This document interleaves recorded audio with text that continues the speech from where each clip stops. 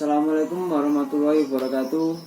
Perkenalkan, nama saya Alwi Fitro Yovananta, kelas 2A Fakultas Peternakan Universitas Islam Malang. Di video ini saya akan membahas tentang adanya peran serta warga negara dalam menghadapi COVID-19, penanganan, pencegahan, dan penerapan kebijakan pemerintah terkait protokol kesehatan dari pemerintah serta penyelesaian COVID-19 di Indonesia. Sebelum saya melanjutkan video ini atau tayangan ini, jangan lupa subscribe, like, dan share. COVID-19 ini diduga berasal dari Cina yang berkaitan dengan pasar hewan buanan di Wuhan yang menjual berbagai jenis daging binatang eksotis, termasuk yang tidak bisa dikonsumsi, misal ular, kelelawar, dan berbagai jenis tikus. Virus corona atau COVID-19 diduga dibawa ke kelelawar dan hewan lain yang dimakan manusia hingga terjadi penularan. Coronavirus sebetulnya tidak asing dalam dunia kesehatan hewan, tapi hanya beberapa jenis yang mampu menginfeksi manusia hingga menjadi penyakit radang paru. Oke. Yang pertama, saya akan membahas tentang peran serta warga negara dalam menghadapi COVID-19. Warga negara berperan penting dalam kebijakan terkait pandemi COVID-19.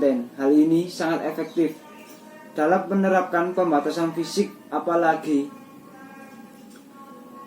kebijakan terkait mengenai karantina wilayah jika diterapkan, sebab melalui peran serta masyarakat akan ada ketertiban RT, RW, lurah, tokoh-tokoh agama, dan pemuda atau karang taruna. Dan apabila kasus COVID-19 ini terus meningkat, maka dapat menyebabkan daya tampung di rumah sakit dan tenaga medis tidak memadai. Juga perlu diadakannya sosialisasi secara terus-menerus di setiap daerah dan edukasi publik agar membudayakan pola hidup sehat atau bersih, dan setiap daerah harus ada kepala daerah yang bertanggung jawab atas masyarakatnya. Nah, yang kedua adalah cara pencegahan, penanganan, dan kebijakan pemerintah dalam protokol kesehatan. Virus corona ini dapat menyebabkan penyakit yang fatal dan berujung kematian. Virus ini berbahaya jika sudah masuk dan merusak paru-paru atau pneumonia. Pneumonia sendiri adalah peradangan akut pada paru-paru dan biasa mengakibatkan kegagalan pernafasan. Gejala ini ditandai dengan adanya batuk kering yang secara terus-menerus dan diikuti dengan gangguan pernafasan, dan gejalanya kebanyakan muncul 2-10 hari setelah kontak dengan virus. Bagaimana penanganan pada pasien yang terjangkit COVID-19?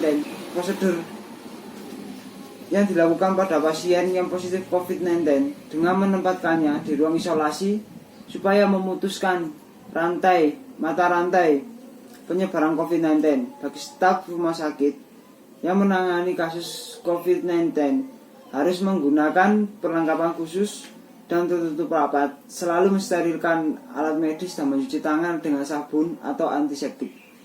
Bagaimana cara mencegah adanya penularan COVID-19 ini? Yang pertama, menjalani pola hidup sehat. Selalu memakai masker, hindari kontak fisik, keramaian, atau berkumpul. Masak daging dan telur hingga matang.